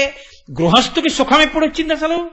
బ్రహ్మచారి గృహస్థ అయితే కదండి సుఖం అన్నది ప్రారంభం. ఇంకా అందుకని అసలు సుఖాలకి ప్రారంభ సుఖం ఎక్కడుంది? భార్య పక్కకి రావడంలోనే ఉంది కదూ. భార్యాస్థానాన్ని పూరిస్తే సుఖము ప్రారంభమైంది. ఇప్పుడు సుఖమన్నది దీర్ఘకాలిక ప్రయోజనానికి భార్య ఎలా పనికొచ్చింది? శరీరమునందు మనస్సునందు పటమరించినటువంటి కామం అధార్మికమైనటువంటి మార్గములో వెళ్లకుండా ధార్మికమైన మార్గంలో కామాన్ని తీర్చుకోవడానికి పత్ని యోగ్యమై ఆమె యందు పితృరుణం తీర్చుకోవడానికి కొడుకుని కని ఆమె చెయ్యి పట్టుకుని యజ్ఞము యాగము చేసి ఈశ్వర మార్గంలో ప్రస్థానం చేసి ఈ సుఖములు సుఖములా అన్న భావనతో వైరాగ్యమును పొంది వానప్రస్థానికి వెళ్ళి తరించడానికి భార్య పనికొచ్చిందా పనికిరాలేదా? సుఖస్థానములో ముందు వచ్చి కూర్చున్న భార్య ఈ సుఖమును కొనసాగించడంలో కొడుకునిచ్చింది, కూతుర్నిచ్చింది, కన్యాదానం చేయించింది, వంశాన్ని పెరిగేటట్టు చేసింది, నీకు పితృరుణం తీరేటట్టు చేసింది. నీ పక్కన కూర్చోవడం వల్ల యజ్ఞం చేశావు, యాగం చేశావు, చండీ హోమానికి పూర్ణాహుతి చేశావు, ఆవిడ ఉండబట్టే కదా చేశావు. ఇప్పుడు ఆవిడ నీకు సుఖాన్ని ఇచ్చినా, వంట చేసి పెట్టినా, ఆవిడ నీకు పక్కనే కూర్చున్నా, ఆవిడ నీ కామసుఖాన్ని తీర్చడానికి హేతువైనా ఆ సుఖము దీర్ఘకాలమునందు దేనికి పనికొచ్చింది? ఈశ్వరుణ్ణి చేరడానికి పనికొచ్చింది కదండి. గృహస్థాశ్రమ ప్రవేశం భార్యా స్వీకారమే. ఆ కోణంలోనే మిగిలినవి కూడా చూడాలి. అలా చూడడం చేత కాకపోతే భార్యాస్థానం దగ్గర నుంచి అన్నిటినీ భ్రష్టత్వం పట్టించుకుంటాడు గృహస్థు. అలా భ్రష్టు కాకుండా ఈశ్వరుణ్ణి చేరుకోవడానికి తనకి కలిసొచ్చినటువంటి వాటన్నిటినీ వాడుకుని ఈశ్వరుణ్ణి చేరుకోవడానికి కావలసినటువంటి బుద్ధి లోపల ప్రచోదనమై ప్రస్థానం ఎవడు చేస్తాడో వాడు శుభ పరంపరలు పొందినవాడు. అందుకే మన వాళ్ళు వ్రతం చేస్తున్నామండి అన్నారనుకోండి, అక్షతలేసి వ్రతం సువృతమస్తు, ఇది శుభప్రదమగుగాక, ఈ వ్రతము నీకు దీర్ఘకాలమునందు ఉపయుక్తమగుగాక, ఇది శుభం. క్షేమం. క్షేమం అంటే ఇవన్నీ ఎవరిస్తారో తెలుసా అండి? మీరు అలా తరించగలిగిన స్థితి ఎవరి నుండి వస్తుంటుందో ఆయన్ని శివుడని పిలుస్తారు. అసలు నా మొహం శివాష్టోత్తరం 30 అంటే బెంగ పెట్టుకోకండి, 108 చెప్తాను. 30 రోజులు శివనామం చాలండి. శివనామమే 30 రోజులు. అప్పయ్య దీక్షితుల వారు ఏం చెప్పారు దాని గురించి అన్నది ఒక రోజు. అలా 30 రోజులు శివనామం ఒక్కటే చాలు. అది శివాష్టోత్తరం చెప్తానండం పేరాశ. 108 నామాలు చెప్పడం ఏంటంటే 30 రోజుల్లో చాలా అన్యాయం. అది 6 భక్తుల్లో 37 రన్స్ కొట్టమని అడిగినట్టుగా ఉంటుంది. అది అంటే నేను చెప్పనని కాదు, చెప్తాను. చెప్పడం ఏముందండి, వాళ్ళే చెప్పేస్తాను 108 నామాలకు అర్థం. అది పెద్ద విశేషమా ఏమి? కాబట్టి శివ మీకు క్షేమకారకుడు. ఎవరు క్షేమాన్ని ఇస్తారో తెలుసా అండి? క్షేమం అని రాస్తారు పైన, ఉత్తరం రాస్తే పైన క్షేమం అంటారు. క్షేమం అంటే ఏమిటో తెలుసా అండి అర్థం? ఏవి ఉండాలో అవి ఉన్నాయి, ఏవి ఉండాలో అవి ఉండి ఎలా ఉండాలో అలా ఉన్నాయి. అది క్షేమం. కేవలం ఉన్నాయి. నీకేమైనా ఉపయోగం ఉందా? వాడు ఏవేవి చేయకూడదో అవన్నీ చేస్తున్నాడు. తండ్రి గారు 50 కోట్ల ఆస్తి ఇచ్చాడు, వీడికో 3 కోట్లు అప్పు వచ్చింది. ఇప్పుడు వాడు ఉన్నాడు, ఏమైనా ఉపయోగం ఉందా? 7 తరాల కింద పడిపోయాయి వాడు చేసిన తప్పుడు పనులకి. ఏమిటి వాడు ఉండి ప్రయోజనం? అది కాదు. ఉండి ఎలా ఉండాలో అలా ఉండేటట్టు నడిపించగలిగిన బుద్ధి ప్రచోదనం ఇయ్యగలిగినటువంటి పరమాత్మ యొక్క స్వరూపమునకు శివ అని పేరు. ఏది నీకు వద్దంటే మానే శివుణ్ణి శివ అనకు. ఇవి వద్దని అనగలడా ఎవరైనా? బ్రహ్మచారి కాని, సన్యాసి కాని, వానప్రస్థు కాని, గృహస్థు కాని నాకు శివనామం అక్కర్లేదని చెప్పగలడా? అక్కర్లేదన్నాడంటే ఇవేవి నాకు అక్కర్లేదని గుర్తు. కాబట్టి శివ అన్న దానికి తాత్పర్యం తెలిస్తే నాకు శివ అన్న నామం అక్కర్లేదనగలిగిన మొనగాడు లోకంలో ఉండడు. కాబట్టి క్షేమం, కుశలం. కుశలం అంటే ఏమిటో తెలుసా అండి? కేవలం ఉండడం కాదు, కేవలం మీరు చదువుకోవడం కాదు, కేవలం మీరు ఎక్కడికో వెడుతుండడం వస్తుండడం కాదు. మీకు ఒక సత్పురుషుడితోటి సహవాసము కలిగిందా? నిరంతరము పరమేశ్వర చింతన కలిగినటువంటి ఒక మహానుభావుడితో నీకు స్నేహం ఉందా? నీ ఐశ్వర్యం అంతా పోయినా పర్వాలేదు, ఆ స్నేహాన్ని మాత్రం వదలకు. అది నిన్ను తరతరాలు కాపాడేటట్టు చేస్తుంది. ఆయన నిన్ను తనతో పాటు ఆ ప్రస్థానంలో నడిపించుకుంటాడు. ఎప్పుడు వదిలిపెట్టేస్తారో తెలుసా అండి? ఒక్క కారణానికి వదిలిపెట్టేస్తాడు. వచ్చేది ఉపన్యాసానికి, చేసే విచారణలన్నీ అక్కర్లేని విషయాల మీద. ఇంతకుముందు ఎవరొచ్చారు, ఇప్పుడు ఎవరు రాలేదు. గురువుగారు అమ్మాయికి పెళ్ళైతే గురువుగారి వియ్యాలారికి ఆస్తి ఎంత ఉంది, ఇలాంటివి విచారణ చేయడానికి ప్రయత్నం చేయడం పరమేశ్వరుడిచ్చినటువంటి సత్పురుష స్నేహాన్ని తనంత తాను దూరం చేసుకోవడం. నువ్వు దేనికి కలిశావో ఆ మార్గంలో నిలబడే ప్రయత్నం చెయ్యి. నీకు అక్కర్లేని వాటిలో నీ వేలు పెట్టకు. పెట్టకుండా ఉంటే సత్పురుషులతోటి సహవాసము నిలబడుతుంది. సత్పురుష సహవాసం నిలబడడానికి హేతువేది? సత్తు గురించి మాట్లాడటం. ఈశ్వరుడు గురించి మాట్లాడు, ఈశ్వరుడు గురించి విను, ఈశ్వరుణ్ణి స్మరిస్తుండు, అంతే. అప్పుడు ఆ స్నేహాన్ని నిలబెట్టుకుంటే సత్పురుష సహవాసం కలిగితే వచ్చే ప్రయోజనం ఏమిటో తెలుసా అండి? నాకు ఆయన బాగా తెలుసండి, ఆయన నేను అంతేవాసిని, ఆయనకి నేను అంతేవాసిని అని మీరు చెప్పుకున్న రోజున మీరు ఒక పొరపాటు చేయడానికి భయపడతారు. ఎందుకో తెలుసా అండి? మీకు ఒక ముద్ర ఉందనుకోండి, నేను చంద్రశేఖరేంద్ర సరస్వతి స్వామి వారికి గొప్ప అనుమాయిని అని నాకు పేరు వచ్చిందనుకోండి లోకంలో, నేను సంధ్యావందనం చేయకుండా ఉండడానికి చాలా భయపడిపోతాను. ఎందుకు భయపడిపోతాను? నేను సంధ్యావందనం చేయలేదు అని గ్రహిస్తే నన్నేమనకపోవచ్చు, ఏమయ్యా పరమాచారి స్వామి సంధ్యావందనం గురించి అంత గొప్పగా చెప్పేవారు కదా, మరి నువ్వు సంధ్యావందనం చేయలేదే ఈ పూట, నేను పరమాచారి స్వామి వారికి అంత భక్తుడిని ఇంత భక్తుడిని అంటావు, సంధ్యావందనమే చేయలేదు అంటారేమోనన్న భయానికైనా సంధ్యావందనం చేస్తాం. అవునా కాదా? రామకృష్ణ పరమహంస ఇదే చెప్తారు. సత్పురుష సహవాసం ఎటువంటిదంటే ఏనుగు పక్కన వెళ్ళేటటువంటి మావటి చేతిలో పట్టుకున్నటువంటి అంకుశం లాంటిది. ఏనుగు తొండానికి ఉన్న లక్షణం ఏమిటి? ఇలా ఎత్తి కొమ్మ విరుస్తుంది, ఇలా ఎత్తి పాదులాగుతుంది, ఇలా ఎత్తి ఇంకోటి. శృంగేరిలో నేను ఒకసారి చూశాను, ఒక ఏనుగు ఆ స్త్రీలు అలా వెళ్ళిపోతుంటే వాళ్ళ కొప్పులో పువ్వులు లాగుతుంటుంది. పక్కన మావటి ఉన్నాడు అనుకోండి, ఆయన ఏం చేస్తాడు? అంటాడు ఇలాగా, తొండం దింపేస్తుంది, మళ్ళీ 4 అడుగులు వేస్తుంది, మళ్ళీ తొండం ఇలా అవుతుంది, మళ్ళీ ఇలా అంటాడు, మళ్ళీ దింపేస్తుంది.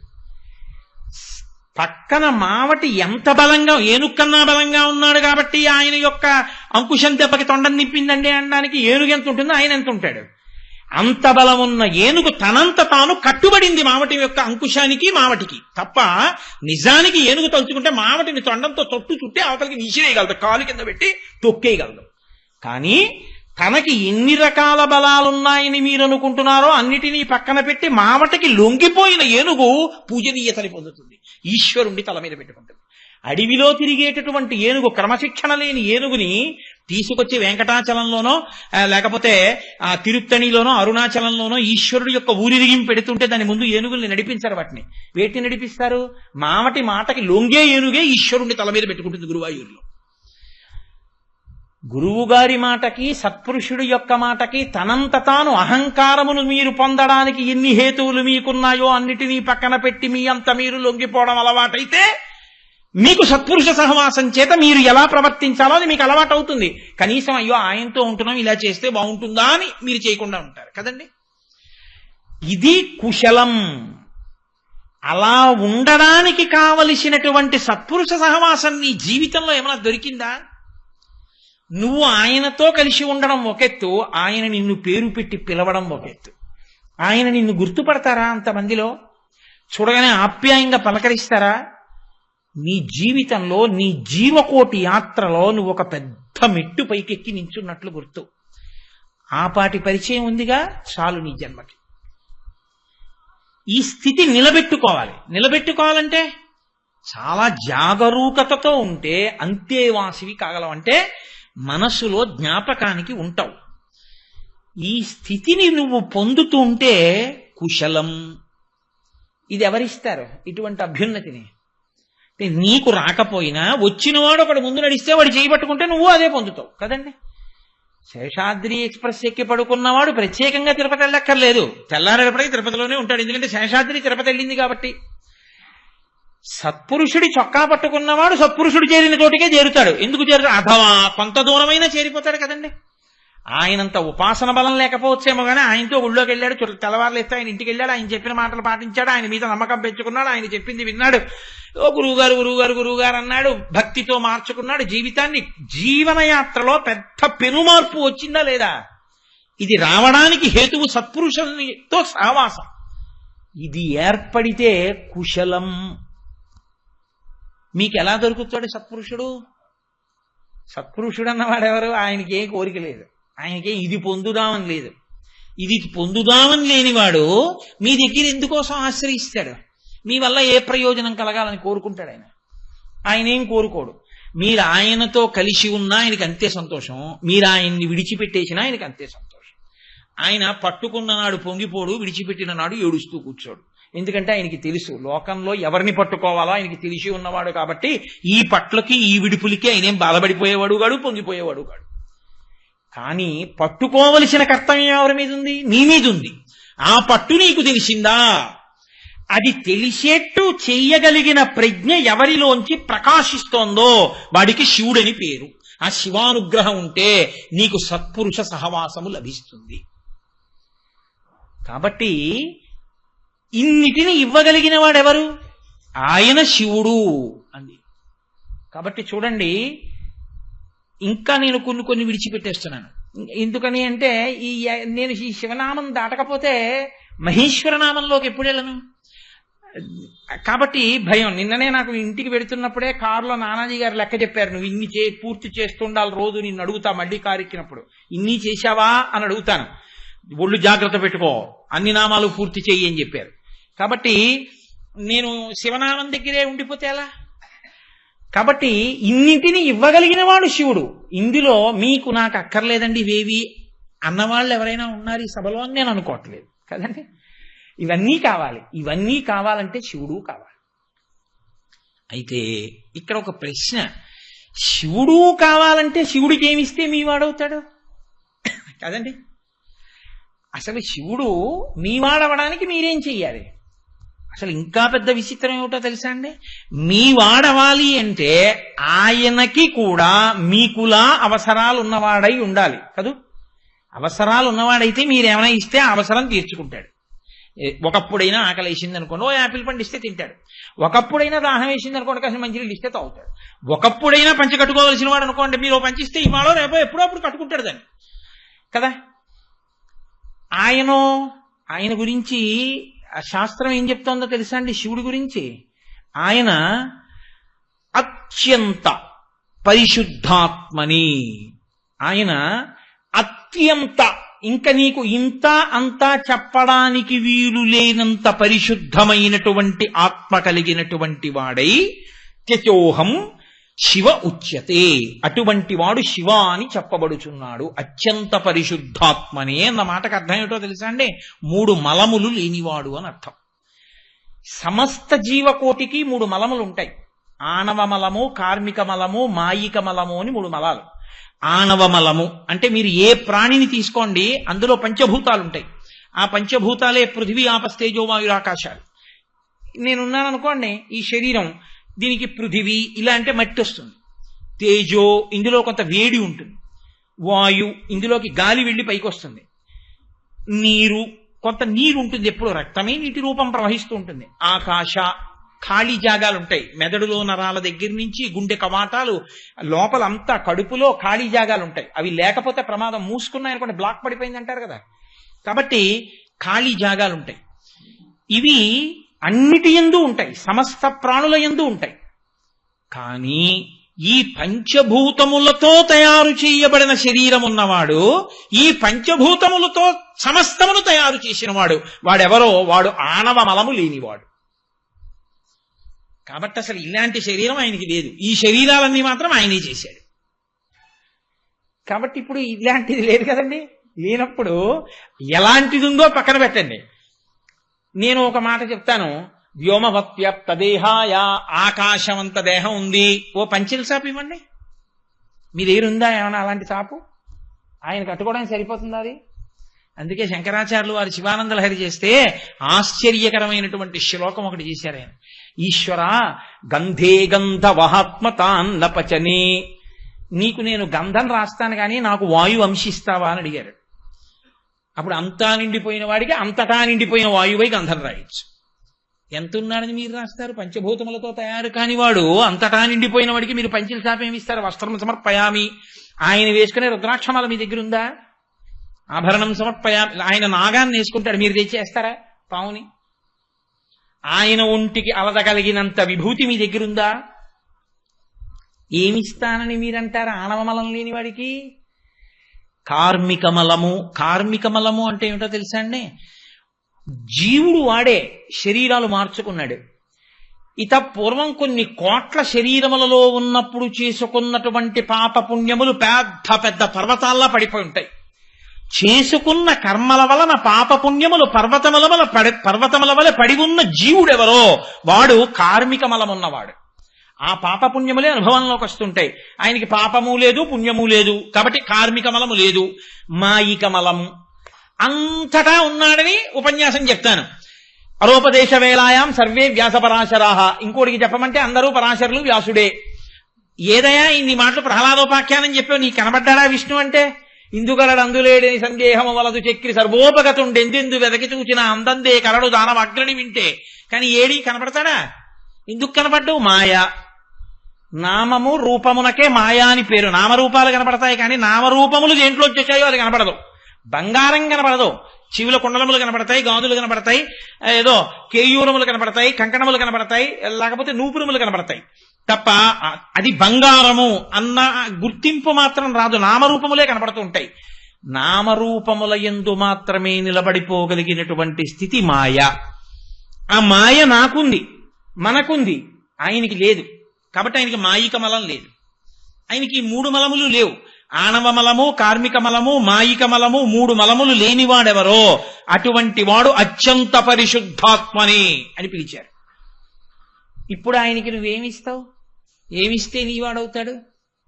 అందుకే శంకరాచార్యులు వారి శివానంద లహరి చేస్తూ ఒక చమత్కారమైన శ్లోకం చేశారు. ఆయన అన్నారు, కరస్తే హేమాద్రౌ గిరిశ నికటస్తే ధనపతౌ శిరస్తే శీతాంశౌ చరణయుగళస్తే అఖిల శుభౌ గృహస్థే స్వర్భూజామరసురభిచింతామణిగణే కమర్థం దాస్యేహం భవతు భవదర్థం మమ మనః అన్నారు. ఆయన అన్నారు, శివ లోకంలో మిగిలిన పదార్థాలు అలా ఉంచు, కానీ బంగారం ఇస్తానంటే తీసి దాచుకోనివాడు లోకంలో ఉండడు. ఎందుకైనా పనికొస్తుందండి అని తీసుకెళ్లి దాచుకుంటాడు. నీకు పట్టుకెళ్ళి బంగారం ఇద్దామంటే కరస్తే హేమాద్రియౌ, బంగారు కొండ నీ చేత్తో పట్టుకున్నావు. కాబట్టి ఇంకా నీకు బంగారం ఏమి ఇస్తాను నేను, నా మొహం ఓ తులం ఉంది, 100 తులాలు ఉండొచ్చు, 200 తులాలు ఉండదు, బంగారు కొండే నా దగ్గర లేదుగా, మేరు పర్వతం ఆయన ఇల్లు, ఇంకా మీరేమి ఇస్తారు ఆయనకి? పోన్లేవయ్యా, ఎంత బంగారం ఉన్నా అర్ధరాత్రి అవసరం వస్తే పట్టుకెళ్ళి బంగారం ముక్క కొట్టి అమ్ముకుని డబ్బు తెచ్చుకోవాలిగా, అందుకని 4 రూపాయలు ఇస్తా అంటావేమో. గిరీశ నికటస్తే ధనపతౌ, రూపాయలు కాదు, నవనిధులకు అధిపతి అయిన కుబేరుడు ఆయన పక్కన ఇలా చేయి కట్టుకుని అప్పటి నుంచి ఇప్పటి వరకు అలాగే నించున్నాడు. ఎప్పుడైనా కుబేరా కొంచెం సాయం చేస్తానంటే అంటాడేమోనని ఆయన ఎప్పుడు అడగలేదు. ఇప్పుడు నువ్వు ఇస్తే పుచ్చుకుంటాడా? నీకు ఇచ్చేవాడే తప్ప ఆయన పుచ్చుకునేవాడు కాడు. ఆయనకి నువ్వేమి ఇస్తావు? గిరీశ నికటస్తే ధనపతౌ శిరస్తే శీతాంశౌ, ఎవరికి చంద్రవంక ఉందో వాడు మోక్షం ఇస్తాడు. కాబట్టి నీకు మోక్షం ఇస్తానంటావా? ఆయనే మోక్షం ఇచ్చేవాడన్నానికి గుర్తు ఆయన చంద్రరేఖని ధరించి ఉన్నాడు. చంద్రోద్భాసితేకరే స్వరహరే గంగాధరే శంకరే సర్పైర్భూషిత కంఠకర్ణ వివరే నేత్రోద్ధ వైశ్వానరే దంతిత్వకృత సుందరాం వరదరే త్రైలోక్య సారే హరే మోక్షార్థం కురు చిత్తవృత్తి మమలాం అంతైస్తు కింకర్మభిః అని శంకరులు స్తోత్రం చేశారు. అటువంటి చంద్రరేఖ తల మీద ఉన్నవాడు మోక్షమును నీకిస్తాడు. నువ్వు ఆయనకేమిస్తావు? ఆయనకి ఇవ్వడానికి నీ దగ్గర ఏం లేదు, నువ్వు ఆయనకి ఇవ్వలేవు. మోక్ష సుఖమునే ఇవ్వగలిగిన వాడు కామకోటి. కామకోటి అంటే ఎంత సుఖము నీకు కావాలో అంత సుఖమును మోక్ష సుఖము వరకు ఇవ్వగలిగినటువంటి తల్లి కామకోటి. ఆ కామకోటి అయ్యవారు శివుడు. అటువంటి శివుడు మోక్షమునే ఇవ్వగలడు. అటువంటి వాడికి నువ్వేమిస్తావు? శిరస్తే శీతాంశౌ చరణయుగళస్తే అఖిల శుభౌ. లోకంలో శుభము అన్నది ఏది ఉన్నదో మీకు ఇప్పుడేగా చెప్పా. శుభం అంటే అవన్నీ ఆయన పాదాల మీద పడి ఉంటాయి. మీ ఇంటికో తోరణం కట్టాలనుకోండి, ఆయన అనుగ్రహం కలిగితే ఇలా అంటాడు, అంటే ఆ శుభం ఎగిరొచ్చి మీ ఇంటికి తోరణం కింద వస్తుంది. కాబట్టి ఇంటికి తోరణం వచ్చింది అంటే ఆయన పాదం కదిపి విసిరాడు ఓ శుభాన్ని మీ మీద. అన్ని శుభములు ఆయన పాదాలను ఆశ్రయిస్తే ఆయనకి శుభం నువ్వేం చేస్తావు? కాదులేండి, ఇంకేమన్నా చూస్తానంటావా? గృహస్థే స్వర్భూజామర సురభి చింతామణిగణే. అసలు ఇలా చింతించేటప్పటికే కోరిక తీర్చేసే చింతామణులతో ఆయన ఇల్లు కట్టుకున్నాడు. ఒక్క చింతామణి ఉంటే మీరు ఇలా చింతించేటప్పటికే, అబ్బా దీని బదులు కూలర్ ఉంటే బాగుండంటే ఇది కూలర్ అయిపోతుంది. దానికి చింతామణి అని పేరు. అలాంటి చింతామణి ఒకటి ఉంటే అంత గొప్పది. ఆయన చింతామణులతో కట్టిన ఇంటిలో ఉంటాడు. కాదు కాదు, అసలు లోకమునకంతటికీ చింతించిన కోరికలు ఇవ్వగలిగినటువంటి చింతామణులకు చింతామణి అయిన కామాక్షి పాణిని పట్టుకున్నవాడు చింతామణి పాణిగ్రాహి. పశ్చిమ బెంగాల్లో ఇప్పటికే ఆ పేరు పెట్టుకుంటుంటారు, చింతామణి పాణిగ్రాహి అని. కాబట్టి చింతామణులతో ఇల్లు కట్టుకున్నవాడు, కామధేనువు తనదైన వాడు, కల్పవృక్షముల యొక్క తోటయందు విహరించేటటువంటి వాడు, ఆయనకి నువ్వేమిస్తావు? గృహస్థే స్వర్భూజామర సురభి చింతామణిగణే. ఒక్కటి ఉంది, శివా నా దగ్గర అది ఇస్తానన్నారు. ఏమిటో తెలుసా? ఇవన్నీ నీవేమో, నీది కాదు నాదన్నదొక్కటి ఉంది నా మనస్సు. అది మాత్రం అంటూ ఉంటుంది, నా అంతదాన్ని నేనంటూ ఉంటుంది. ఇవన్నీ నావంటుంది తప్ప ఇవన్నీ వాడి వందగా. అందుకని దీన్ని నీకు ఇచ్చేస్తాను. కమర్థం దాస్యేహం భవతు భవదర్థం మమ మనః. నీ మనసుని తీసుకెళ్ళి అక్కడ పెట్టావా శివుడు ఈ వాడైపోతాడు. అదొక్కటే మీరు పెట్టడానికి ఉన్న వస్తువు. అందుకే శంకర భగవత్పాదులు శివానందలహరి చేస్తూ గభీరే కాసారే విశితి విజనే ఘోర విపినే విశాలే శైలేషు భ్రమత కుసుమార్థం జనమతి సమర్పీ చేత సరసిజముమానాధభవతే సుఖేనావస్థాతుం జనహ నజానాతి కిమహో అంటారు. ఎందుకునా ఎక్కడో నీళ్లలో కెడతావు, సరోవరాల్లో కెడతావు, తామర పూలు తీసుకొస్తావు, కొండలెక్కుతావు, మారేడు దళాలంటావు, ఇంకో చోటు కెడతావు, తులసి దళాలంటావు, ఇంకో చోటు కెడతావు, ఏవో కరవీర పుష్పాలంటావు, సన్నజాజులు అంటావు, పందిళ్ళు ఎక్కుతావు, పాకలు ఎక్కుతావు, అన్ని తీసుకొస్తావు, ఆయన మీద వేస్తావు, నీ మనసు మాత్రం అక్కడ పెట్టావు. శివుడు అంటాడు, నీ మనసు ఇక్కడ పెట్టరా, నేను నీ చేయి పట్టుకుంటానంటే. నీ మనసెక్కడ పెడితే సంతతం చింతయామి. ఇన్ని ఇవ్వగలిగిన వాడు సృష్టికర్తవాడు, స్థితికర్తవాడు, ప్రళయకర్తవాడు అని మీరు పరమశివుణ్ణి 108 నామముల యొక్క వ్యాఖ్యానమును విన్న కారణం చేత కలిగినటువంటి అనన్యమైనటువంటి భక్తితో నిరంతరము స్మరణ చేయడం చేత ఆయన మీ వాడైపోతాడు. అంతే. ఆయన మీ వాణ్ణి చేసుకోవడానికి అది వినా మార్గం లేదు. మిగిలినవి ఎన్ని ఉండి అదొక్కట్లేదనుకోండి, వాడు పొందేది అమంగళమే.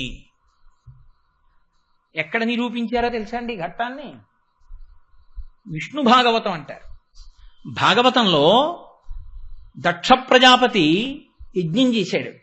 ఏమి లేవు ఆయనకి వేదం చదువుకున్నాడు. ఆయన బ్రహ్మగారి సభ కెడతాడు, బ్రహ్మగారి సభలో కూర్చుంటాడు, ఆయనకి అన్నీ ఉన్నాయి. ఆయన అదృష్టం ఏమిటంటే సాక్షాత్తు పరాశక్తి ఆయన అనుగ్రహించి ఆయనకి కూతురుగా పుట్టింది. దాక్షాయిణి అని పేరు పొందింది ఆయన కీర్తి నిలబెట్టడానికి. ఇన్ని పొందినవాడు ఏం చేశాడు? చిట్ట చివర శివుడు తప్ప వినా మిగిలిన వాళ్ళందరికీ నేను హవిస్సులు ఇస్తానని నిరీశ్వర యాగం ఒకటి మొదలెట్టాడు. ఏముంది ఇప్పుడు? బాహ్యంలో అన్నీ ఉన్నాయి ఆయనకి. దేవతలు వచ్చారు, ఋషులు వచ్చారు, చాలా మంది వచ్చారు అక్కడికి. అబ్బో దక్షుడు ఎంత గొప్పవాడో అన్నారు. ఏమిటి వద్దనుకున్నాడు ఆయన? శివుడు ఒక్కడనే వద్దనుకున్నాడు. శివుడు ఒక్కడనే వద్దనుకుంటే మరణవాంగ్మూలం అంటారు. మరణవాంగ్మూలం అంటే శరీరం విడిచిపెట్టిపోయి ముందు చెప్పే మాటకి అత్యంత ప్రాధాన్యత ఉంటుంది. ఇంకది పరమసత్యం. అమ్మవారు లోకానికంతటికీ ఒక సత్యాన్ని చెప్పి ఎప్పుడు ఎవ్వరూ పాడవకుండా చేయడం కోసం ఒక వాంగ్మూలం ఇచ్చింది భాగవతంలో. భవో నహోద్వేష్టి శివం శివేతరహ అంది. శివుడు అక్కర్లేదని మిగిలినవన్నీ పట్టుకున్న నీకు శివం ఎక్కడి నుంచి వస్తుంది అని అడిగింది. శివం అంటే నేను ఇందాక చెప్పినవన్నీ ఎక్కడి నుంచి వస్తాయిరా? ఓరి పిచ్చాడా, ఎందుకు నీకు శివుడంటే కోపం? పరగచితాస్తి భస్మ నృకపాల ధరుండు పిశాచయుక్తుడని శర్వు నమంగళుగా తలంపరెవరున్ ఒక్క నీవు తప్ప. మరి వాక్పతి ముఖ్యులం మహాత్ము చరణ సరోజ లేశములన్ సమ్మతిదాల్సరే మస్తకంబులన్. ఏడి పిచ్చెక్కి మాట్లాడుతున్నావు? శ్మశానంలో తిరుగుతాడంటావు, పిశాచయుక్తుడంటావు, ఆయన ఒంటికి బూది పూసుకుంటాడంటావు. నీకు నేనొక్క మాట చెప్తాను రా దక్ష. తండ్రి అన్న మాటకు అర్థం ఏమిటో తెలుసా? కడుపున పుట్టిన 15 మంది కొడుకులుంటే 5 దొంగలు, 5 ఐఏఎస్ ఆఫీసర్లు, 5 ఐపీఎస్ ఆఫీసర్లు అయినా 15 మందికి తండ్రి తప్ప 5 ఐఏఎస్లకే తండ్రిని, 5 ఐపీఎస్లకి తండ్రిని, ఈ 10 మందికే తండ్రిని కానా 5 దొంగలకి నేను తండ్రిని కానన్నవాడు తండ్రి ఎలా అవుతాడు? 15 మంది కొడుకులే ఆయనకి.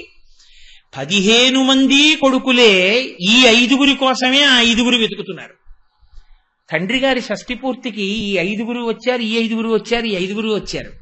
ఈ 5 దొంగల ఎదుట చాలా బంగారు వస్తువులు కనబడ్డాయి. తీస్తారా? తీరు. ఎందుకు తీరో తెలుసా అండి? నాన్నగారి షష్ఠి పూర్తి అవుతోంది. నాన్నగారి దగ్గర నిలబడ్డాం మనం శతఛిద్రాభిషేకానికి. ఇప్పుడు మనం ఏమైనా చేస్తే నాన్నగారి పరువు పోతుంది. అందుకని వాడు దొంగతనం చేయలేదు. భూతప్రేత పిశాచములు కూడా ఈశ్వరుడి యొక్క సృష్టే అయినప్పుడు ఆయన బిడ్డలే అవి కూడా.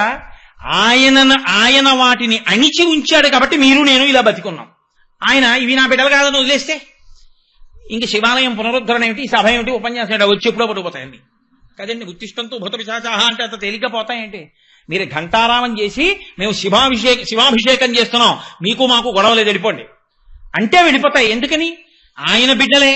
అయ్యో వీడు పనికొచ్చే కొడుకు ఐపీఎస్ ఐఏఎస్, మనం దొంగలం కాబట్టి మనం మాట తండ్రి గారి దగ్గర మనకు అల్లరొద్దు, వెళ్ళిపోదాం. తండ్రితనంలో ఉన్న పూర్ణత్వం పరమశివుని యొక్క తత్వం.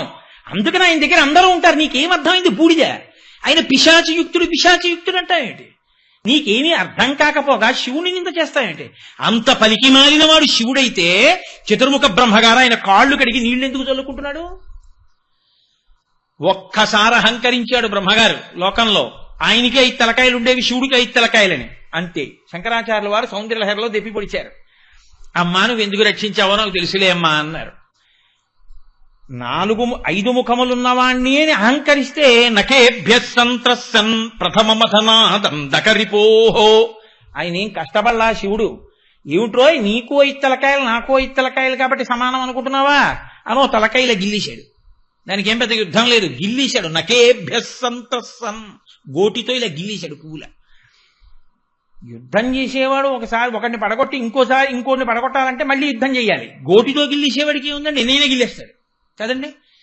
ఇప్పుడు అయ్య బాబాయ్ మిగిలిన 4 కూడా గిల్లేస్తాడేమో అని భయపడి ఈయనేం చేసేట ఈ 4 తలకాయలు పట్టుకెళ్ళి అమ్మవారి చేతుల కింద పెట్టేట. అమ్మవారి 4 చేతుల కింద మృణాళీ మృద్వీనాం తవ భుజ లతానాం చతసృణాం. అమ్మా నేను పద్మంలోంచి పుట్టాను, నీ చేతిలో పద్మాల్లా ఉంటాయి కాబట్టి మన ఇద్దరికి సంబంధం ఉంది కదూ, కాబట్టి నా 4 తలకాయలు నీ చేతులతో రక్షించమ్మా లేకపోతే గిల్లేస్తాడు అన్నట్ట. అంటే అమ్మవారు 4 చేతులు పెట్టి అని ఆయన వంక చూసి వదిలిపెట్టేశాడు. కాబట్టి శివ మీకు బిడ్డలు కాని వారెవరు? రక్షించినా మీరే, కొట్టినా మీరే. దక్షయజ్ఞంలో తప్పు చేసిన వాళ్ళని శిక్షించిన శివుడే. హాలాహలం లోకాలనంతటినీ భక్షించేస్తుంటే శివుడి దగ్గరికి పారిపోతే హాలాహలాన్ని పుచ్చుకుని రక్షించిన శివుడే. కొట్టినా నాన్నగారే, ఫీజు కట్టినా నాన్నగారే. అందుకే జగత పితరం వందే పార్వతీ పరమేశ్వరం. కాబట్టి శివతత్వం అది. కాబట్టి ఈశ్వర, మీ పాదములను బ్రహ్మ కడిగి ప్రతిరోజు మీ పాదముల కంటినటువంటి రజస్సుని తల మీద తల్లుకుంటున్నాడు. నీకెందుకు నా బుద్ధి పుట్టలేదు? భవో నహోద్వేష్టి శివం శివేతరహ ఆవిడ తీర్పిచ్చింది వాంగ్మూలంలో. శివుడు అక్కర్లేదన్న వాడికి ఎన్నున్నా వాడికి శివం మాత్రం రాదు. కాబట్టి శివుడు అక్కర్లేదనకూడదు. శివుడికి నేను దాసుడను కావాలి, నేను శివభక్తుణ్ణి కావాలని అడగాలి. అడిగితే అన్ని భక్తులు అవే వస్తాయి. కాబట్టి నీవాడను కావాలని మీరు మీ ఆయన దగ్గర మనసు పెట్టడమే మీరు ఆయనని చేరుకోవడానికి రసమార్గము. అందుకే ఈ శివాయచ, శివ అన్న నామాన్ని ఎంత పదిలంగా దాచారో తెలుసా అండి వేదాల్లో. స్వరం చేత మంత్రాన్ని ప్రయోగం చేయడం చేత వేదములు మూడే. అందుకే వేదత్రయీ అంటారు. త్రయీ అంటే మూడు వేదాలే. అందుకే త్రైవేద్యం హృద్యం త్రిపురహరం అద్యం త్రినయనం అని శంకరాచార్యుల వారు కూడా శివానందలహరిలో వేదాలని మూడుగా చెప్తారు. ఈ మూడులో ఋక్, యజుర్, సామ, ఋగ్వేదం సామవేదం అటు ఇటు గోడలుగా పెట్టి మధ్యలో యజుర్వేదాన్ని దాచారు. మళ్ళీ యజుర్వేదంలో 7 కాండలు, 7 కాండల్లో 3 కాండలు అటు 3 కాండలు ఇటు పెట్టి మధ్యలో 4వ కాండ దాచారు. మళ్ళీ 4వ కాండ మధ్యలో రుద్రాధ్యాయాన్ని దాచారు. అంటే పదిలమై అత్యంత విలువైన వస్తువుని దాచినట్టు. మళ్ళీ ఈ 3 కాండలు, ఈ 3 కాండల మధ్యలో ఉన్న 4వ కాండ మధ్యలో రుద్రాధ్యాయం పెట్టారు. రుద్రాధ్యాయానికి ఉన్న కాండల మధ్యలో 8వ కాండ పెట్టారు, 8వ అనువాకం పెట్టారు. మళ్ళీ 8వ అనువాకానికి చిట్ట చివరిలోకి తీసుకెళ్లి శివ మంత్రాన్ని, శివనామాన్ని అక్కడ దాచారు. అందుకే నమ సోమాయ చ రుద్రాయ చ నమ స్తామ్రాయ చ అరుణాయ చ నమ శంగాయ చ పశుపతయే చ నమ ఉగ్రాయ చ భీమాయ చ నమో అగ్రే వధాయ చ దూరే వధాయ చ నమో హంత్రే చ హనీయసే చ నమో వృక్షేభ్యో హరికేశేభ్యో నమస్తారాయ నమ శంభవే చ మయోభవే చ నమ శంకరాయ చ మయస్కరాయ చ నమ శివాయ చ శివతరాయ చ. అక్కడ దాచారు నమ శివాయ చ. అంటే ఎంత పదియమై, ఎంత గోప్యమై, ఎంత విలువైనదో కాబట్టి వేదములలో అంత జాగ్రత్తగా దాన్ని దాచారు. అంత గొప్ప నామమయ్యా శివనామం. ఆ శివుడు కేవలము ప్రళయకర్త అని అనుకోవద్దు. శివుడు చేసే పని అంత గొప్పది. ఆయన ఆత్యంతిక ప్రళయము అని ఒకటి చేస్తాడు, మహాప్రళయము అని ఒకటి చేస్తాడు. ఆయనే నిత్య ప్రళయము అని ఒకటి చేస్తాడు. నిత్య ప్రళయము అంటే ప్రతిరోజు పనుల మీద తిరిగి తిరిగి తిరిగి తిరిగి సమస్త జీవులు డస్సిపోతాయి. అలిసిపోతే మీరు 10 రూపాయలు ఇచ్చి చలానా కడుతున్నారా, 20 రూపాయలు ఇచ్చి ఏమైనా వస్తువు కొంటున్నారా? మీరు వెళ్ళి ఇలా నేల మీద పడిపోయినా, కుర్చీలో పడిపోయినా మీరు అలిసిపోతే నిద్రారూపంలో మిమ్మల్ని పట్టుకుని సుఖంగా మీరు నిద్రపోయేటట్టు చేసి, అందుకే బాగా నిద్ర పట్టిన వాళ్ళందరూ సుఖంగా నిద్రపోయానంటారు. బాగా నిద్రాకాలిక సుఖమునిచ్చి మళ్ళీ తెల్లవారేటప్పటికి మీ ఇంద్రియములకు శక్తినిచ్చిన వాడెవరో వాడు శివుడు. వాడు నిత్య ప్రళయం చేస్తాడు. ప్రళయమునకు నిద్ర, నిత్య ప్రళయం, ప్రతిరోజు సమస్త భూతములకు నిద్రనిచ్చేవాడు పరమశివుడు. ఆత్యంతిక ప్రళయం భక్తితో కూడిన కర్మాచరణము వలన జ్ఞానమిచ్చేత్ మహేశ్వరాహ. మహేశ్వరుడు జ్ఞానమిస్తాడు. ఆ జ్ఞానము వలన మళ్లీ పుట్టవలసిన అవసరం లేని పునరావృత్తి రహిత శాశ్వత శివ సాయుధ్య స్థితిని ఇచ్చి మోక్షమిచ్చేవాడు శివుడు. ఆఖరికి భక్తితో ప్రవర్తించి తనని పొందడానికి ప్రయత్నం చేయకుండా ఉండిపోయిన జీవుల్ని, అయ్యో వీళ్ళు ఎలాగో నన్ను పొందట్లేదు, నేనే వీళ్ళని పొందేస్తే గొడవ వదిలిపోతుంది కదా అని మైనపు ముద్ద వచ్చి నల్లపూసల మధ్యలో పడితే నల్లపూసలు దానికంటుకున్నట్టు సమస్త జీవులను తానే పొంది తనలో కలుపుకుని మహాప్రళయం చేసేవాడు పరమశివుడు. ఏది ఆయన చేసిన పనిలో ఎక్కడ కాఠిన్యం ఉంది? పరమకారుణ్యమూర్తి శంకరుడంటే. అందుకే దేవతలు భాగవతంలో ఒక మాట చెప్తారు. ఆయన ఆ దేవుని, త్రిపుర సంహారకుని, చంద్రశేఖరుని మీరు రోషింపచేసిన మంగళములు పొందదగునే పద్మగర్భునకునైనా అటువంటి మహానుభావుణ్ణి నింద చేసి ఆయనని విమర్శించి ఆయనని తిడితే బ్రహ్మగారికి మాత్రం సుఖం పుడుతుందిరా. సాక్షాత్తు భాగవతంలో వేసినటువంటి ప్రశ్న దేవతలది. కాబట్టి అంత గొప్ప శివనామము, అంత గొప్ప శివశక్తి, అంత గొప్ప శివతత్వం దాన్ని ఇన్ని చోట్ల ప్రకాశింపచేశారు. ఇంకా నేను భారతాది పురాణములను ఇతిహాసములను విడిచిపెట్టేస్తున్నాను, ఎందుకంటే ఇంకా నేను వాటి గురించి ప్రస్తావన చేసే అవకాశం లేదు. కనీసం ఇంకా ఎలాగో మిగిలిన 3 ప్రయత్నం కూడా అనవసరం. ఒక నామంతో ఇవాళ సరిపెట్టేసుకోవాలని నిర్ణయానికి వచ్చేసాను. కానీ మీతో ఒక్క మాట చెప్పి నేను ఈ శివనామం మీద చేస్తున్నటువంటి ప్రసంగాన్ని ఇవాళ పూర్తి చేస్తాను. మనకి నాగుల చవితి వస్తోంది. నాగుల చవితి తిథి నాడు మనందరం పర్వదినంగా చేస్తాం. కార్తీక మాసంలో వచ్చేటటువంటి అత్యంత గొప్పదైనటువంటి తిథిల్లో నాగుల చవితి ఒకటి.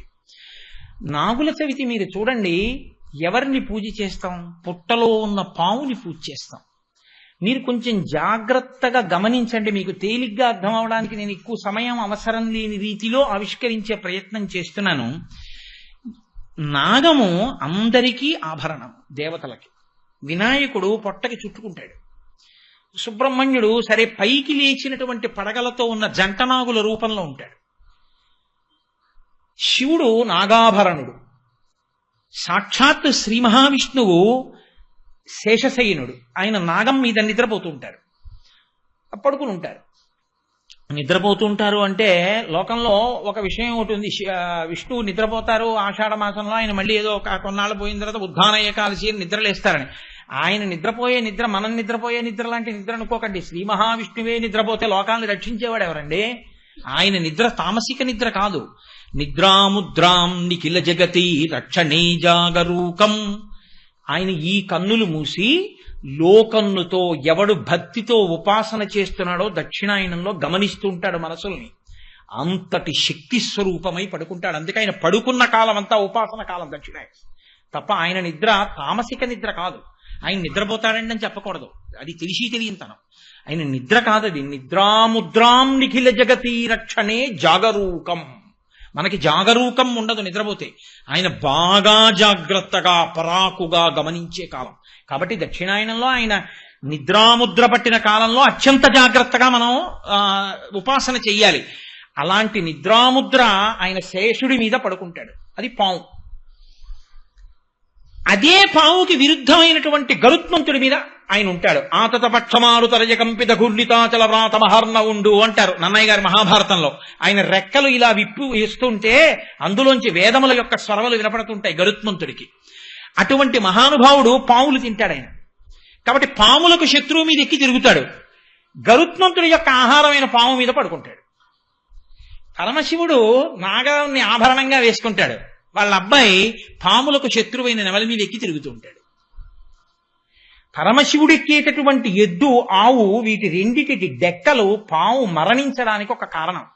మీరు కావాలంటే స్కాంద పురాణం చూడండి. స్కాంద పురాణంలో పాములు మరణించేటటువంటి స్థానాలు చెప్పారు. అందులో ఆవుల ఎద్దుల డెక్కలు ఒక కారణం. వాటి డెక్కల కింద పడి చచ్చిపోతాయి. మరి ఆయన ఎక్కే ఎద్దు కింద మాత్రం పాము పడి చచ్చిపోదా? మూడవది ముంగిస. సంస్కృతంలో నకులి అంటారు. ఈ 3 పాముకి శత్రువులు. మరి నెమలి ఉంది అక్కడ. నెమలి పావుని తింటుంది, పాము ఎలకని తింటుంది. ఆ ఎలక విఘ్నేశ్వరుడికి వాహనం. ఎద్దుని పులి తింటుంది, ఆ ఎద్దు ఈయనకి వాహనం, పులి ఆవిడికి వాహనం. ఏమిటా కుటుంబం? అన్ని సమైక్యంగా ఉంటాయి. అందులో నువ్వు నేను లేవు, అన్ని నేనులు ఒక్కటై ఉంటాయి. అది శివ కుటుంబం అంటే. అందుకని వాటి మధ్య ద్వేషాలు ఉండవు అక్కడ. అన్ని పార్కింగ్ ప్లేస్ లో పెడితే ఒకదాన్నొకటి చెనక్కవు, చక్కగా చూస్తూ కూర్చుంటాయి. కాబట్టి పాము అన్న మాటకు అర్థం ఎప్పుడూ ఒకటి గుర్తుపెట్టుకోండి. 2 లక్షణములను చెప్తుంది వేదాంతంలో పాము. ఒక పాము మీలో ఉండేటటువంటి తేజస్సుని హరించేస్తుంది. అది ఈశ్వరుడు లోపల తయారు చేసేటటువంటి శక్తిని, తేజస్సుని కామప్రచోదనం చేయించి లోపల ఉన్న తేజస్సుని అధోముఖంగా కింద పడిపోయేటట్టు చేస్తుంది. దానివల్ల ప్రాణశక్తి, తేజస్సు క్షీణిస్తాయి. దాన్ని చెడ్డపాము అని పిలుస్తాం. అదే శక్తి పైకి జాగృతమై ఊర్ధ్వరేతస్కుడై ఆ తేజస్సుని అనుష్ఠానానికి వాడుకున్న వాళ్ళు ఈశ్వర పథంలో ప్రయాణిస్తారు. అపారమైన జ్ఞాపక శక్తితో దీర్ఘాయుష్మంతులై ఆసన శుద్ధి కలిగి ఎంతసేపైనా కూర్చుని ఈశ్వరోపాసన చేస్తారు. ఆ శక్తి కలిగి ఉండడానికి కారణం కూడా తేజస్సుని నిలబెట్టుకోవడం. అది మంచి పాము అని పిలుస్తారు. ఈశ్వరుడికి ఆభరణంగా ఉంటే మంచి పాము. ఈశ్వరుడి చేత చెనకబడుతోంది అంటే నీ తేజస్సు క్షయమైపోవడం. తేజస్సు క్షయమైపోకుండా చూసుకోగలిగిన బుద్ధి ప్రచోదనం లోపల జరగాలి. దాని కొరకు ఈశ్వరుణ్ణి చేరుతాడు. అందుకే పైకి లేచినటువంటి జంట పాముల్ని పూజ చేస్తాను, అంతేగాని నేల మీద పడుకున్న పాముల్లో ఉండవవి. పైకి లేచి ఉంటాయంటే ఊర్ధ్వరేతస్కమైనటువంటి తేజస్సు, అది పూజనీయమవుతుంది, అది సుబ్రహ్మణ్య స్వరూపం అవుతుంది. ఇప్పుడు నేను అంత లోపలికి దాని వ్యాఖ్యానం చేయడం కుదరదు. అలాగే సుబ్రహ్మణ్య స్వరూపమైనటువంటి పాము తేజస్సుకి సంబంధించింది కాబట్టి అది వంశాభివృద్ధికి పనికి రావాలి. వంశాభివృద్ధికి పనికి రాకుండా సంతానము పొందలేకపోతున్నాడు అంటే ఎక్కడో ఈశ్వరానుగ్రహ లోపముందని గుర్తు. ఈశ్వరానుగ్రహం లోపించి సంతానం కలగకపోతే నాగదోషం ఉంది అంటుంటారు. అందుకే సుబ్రహ్మణ్యుడికున్న నామాలలో వంశవృద్ధి కారకాయ నమః ఒక నామం. కాబట్టి నాగమును పూజ చేస్తాం. కానీ ప్రమాదకరమైన కాలమంతా ఎప్పుడో తెలుసా అండి? ఇప్పుడే. కార్తీక మాసంలో ఏమవుతుందంటే పంట రంగు మారుతుంది. ఇప్పుడు ఆకుపచ్చగా ఉన్న చేలన్నీ పసుపచ్చగా మారుతాయి, అంటే పాలు పోసుకుంటున్నాయి కంకులు అంటారు. ఈ సమయంలో రైతు ఏం చేస్తాడంటే తన గుండెల వరకో కడుపు వరకో పెరిగిపోయినటువంటి పొలానికి మధ్యలో ఉన్న సన్నని కాలిబాట మీద నడుస్తూ కిందకి చూడడం, పైకే చూస్తూ మొక్కలన్నిటి మీద మందు చల్లుతాడు, లేకపోతే చిలకల్ని వాటిని తరుగుతూ ఉంటాడు. అప్పుడు ఇలా పైకే చూస్తాడు. సన్నని ఇరుకైన కాలిబాట మీద రైతు వస్తున్నాడన్న విషయం తెలియక ఏ ఎలకని తిందామనో లేకపోతే ఎలకని తిని ఉన్న కారణం చేతో కప్పని మింగి ఉన్న కారణం చేతో ఆ చిన్న కాలిబాట మీద అట్నుంచి ఇటుకు పడుకుంటుంది పాము. ఈయన వెళ్ళి దాన్ని తొక్కుతాడు. అక్కడి నుంచి దానికి క్లేశం కలుగుతుంది. ఈయన బెంగపెట్టుకుని అది ఈయన్ని చూసిందేమో ఏమైనా చేసిందేమో అని దాన్ని చంపుతాడు. చంపిన దగ్గర నుంచి బెంగెట్టుకుంటాడు, అయ్యో నేను ఆ పావును చంపాను, అంత పెద్ద పావును చంపాను, ఏమవుతుందో అంటుంటాడు.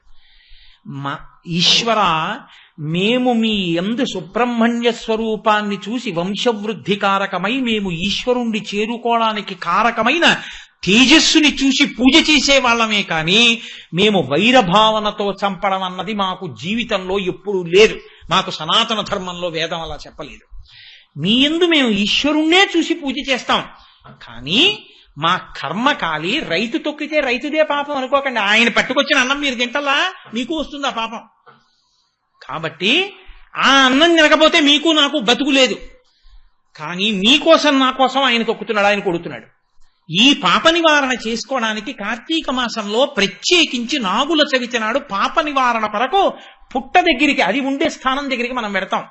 వెళ్ళి పాలు పోసి అందరం, అంటే పండితుడా పామరుడా, ఏదో గొప్ప ఉపాసన చెయ్యడానికి అనువైనటువంటి సంస్కారములు పొందినటువంటి స్థితిలో పుట్టినవాడా, ఏ సంస్కారము లేక ఏమీ తెలియనిటువంటి స్థితిలో ఉన్నవాడా అని ఉండదు. ఆయన దగ్గరికి వెడితే చేసేది ఒకటి, పుట్టలో ప్రేమతో పాలు పోస్తాం. ఇది మా నిజస్థితి. మాకు మీ యందు ప్రేమ భక్తి, మేము చెనకడం మా ఉద్దేశ్యం కాదు. కాబట్టి నన్నేలు నా గన్న నన్నేలు తండ్రి, అక్కడికి వెళ్ళి దానికి పెద్ద సంస్కృత శ్లోకాలు పెద్ద హడావిడి ఉండవు. అక్కడికి వెళ్ళి పాలు పోసి అందరూ ఒక్కటే మాట చెప్తారు, నన్నేలు నా గన్న నన్నేదు తండ్రి, నేను పుట్టిన కులము నా ఇంటి వారు, ఆప్తమిత్రులకు వారు అందరైన వారు, చల్లగా చూడయ్య నా గన్న తండ్రి, పడగ తొక్కినచో పగవాడనుకోకు, నడుము తొక్కినచో నా వాడనుకో, తోక తొక్కినచో తొలగిపో తండ్రి, ఈ నూకలు పుచ్చుకొని మూకలను మాకిమ్ము, పిల్లల మూకలను మాకిమ్ము అని అడుగుతారు. ఎందుకంటే గృహస్థు సంతానాన్ని కదా కోరాలి, సంతానాభివృద్ధిని కోరుకోవాలి. ఆయన చేసిన దోషం వల్ల వచ్చినటువంటి అన్నాన్ని మేము తిన్నాం. ఆ అన్నములో పైకి ఉడికినది వీర్యమైంది. ఆ పైన ఉడికిన అన్నాన్ని తిని పురుషుడు వీర్యాన్ని పొందాడు. ఆ వీర్యము స్ఖలనమై భార్య యందు ప్రవేశించి సంతానకారకమవుతోంది. ఈశ్వర, తద్దోషము నన్ను కట్టి కుడుపకుండుగాక. ఆయన కూడా కావాలని చేసినవాడు కాదు. మాకు అన్నం పెట్టడం కోసం ఆయన ఆరుగాలను శ్రమించి తప్పక సన్నని కాలిబాటలో నడిచి తొక్కాడు. కాబట్టి పడగ తొక్కాడని పగవాడనుకోవద్దు, నడుము తొక్కాడు కాబట్టి నీవాడనుకో, నడుము తొక్కినచో నా వాడనుకో, తోక తొక్కినచో తొలగిపో తండ్రి. ఒకవేళ తోక తొక్కితే బుస్సని లేవద్దు, తొలగిపో. ఆ దోషాన్ని అక్కడతో విడిచిపెట్టేసి ఈ నూకలు పుచ్చుకో. మూకలు మాకి, పిల్లల మూకలు మాకి, బంధువుల మూకలు మాకి, మా మీద కోపం పెట్టుకోకు. మేము ఈశ్వరుణ్ణి పొందగలిగిన తేజస్సు మాలో నిలబెట్టు, మా బుద్ధులను అలా ప్రచోదనం చెయ్యి అని సమస్త ప్రాణికోటి యందు ఈశ్వరుణ్ణి చూసి ఆరాధన చేయడమే తప్ప విగ్రహాలకు ఆరాధన కాదు. ఈశ్వరుణ్ణి చూసి ఆరాధన చేయడం. అంతర్బహిష్య తత్సర్వం వ్యాప్య నారాయణ స్థిత.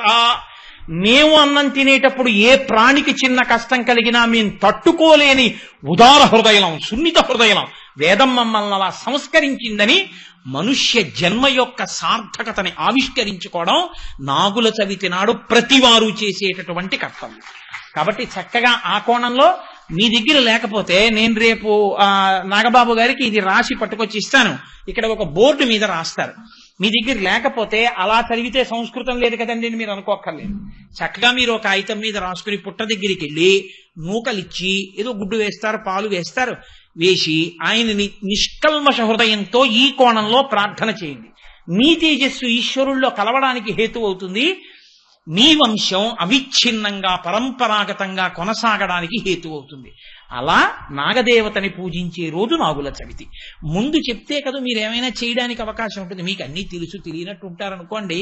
అయినా ఏదో నా ఆతృత లేకుండా నేను నాగుల చవితి నాడు సాయంకాలం చెప్పాను అనుకోండి, మీరేమంటారు, ఇదేం అఘాయిత్యం రా, ఈ మాట ముందు పొద్దున్నన్నా చెప్పాలి, నిన్నన్నా చెప్పాలంటారు. అందుకుని ముందుగా చెప్తున్నాను.